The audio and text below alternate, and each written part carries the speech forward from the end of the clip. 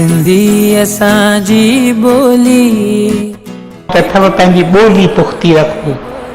सिंधी ॿोली हींअर वञे ते ई ॼण गुम थींदी।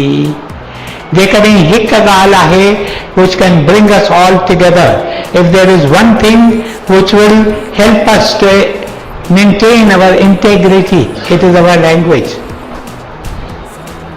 ॿोलीअ खे पुख़्तो रखो। असांजे घरनि में ॿियूं सभु ॿोलियूं ॻाल्हाईंदा, हिंदी बि ॻाल्हाईंदा, मराठी बि ॻाल्हाईंदा, अंग्रेजी बि ॻाल्हाईंदा, सिंधी कोन ॻाल्हाईंदा। त असीं घरनि में नंढा ॿार उहे जल्दी ॿोली सिखनि था। मुंहिंजा प्यारा भाउरो, मुंहिंजूं भेनरूं, Sindhis are known for this all over the world. छो त मूं ॿुधो त हिकु जहाज़ में ॿ ॼणा वेठा, अॻियां माउ ऐं संदसि पुटु, पुठियां ॿ ॼणा वेठा हुआ। तिनिनि जेके पुठियां वेठा हुआ तिन वेठे सॼो वक़्तु अंग्रेज़ीअ में ॻाल्हायो।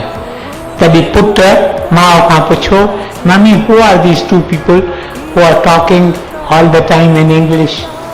माउ चयसि त either they must be Englishman और दे मस्ट बी सिंधीज़। ॿियो केरु कोन जेकॾहिं ॿ पाण में मिलंदा they will speak in their own mother tongue. मां बि ॾिसो वरी वरी अंग्रेज़ी में पियो था असां ॻाल्हायूं, छो त मूंखे चयो वियो आहे त तूं ईअं कर, छो त केतिरा young people otherwise they are not able to understand, सम्झी नथा सघनि। इन करे मुंहिंजा प्यारा भाउरो, मुंहिंजूं भेनरूं, this is an appeal specially to the young people. तव्हां पंहिंजी मदर टंग न विसारियो।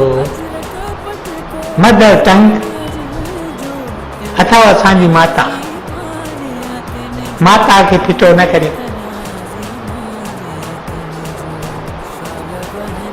ॿोलीअ खे पुख़्तो रखो। मुर्गी सिंधी असांजी ॿोली।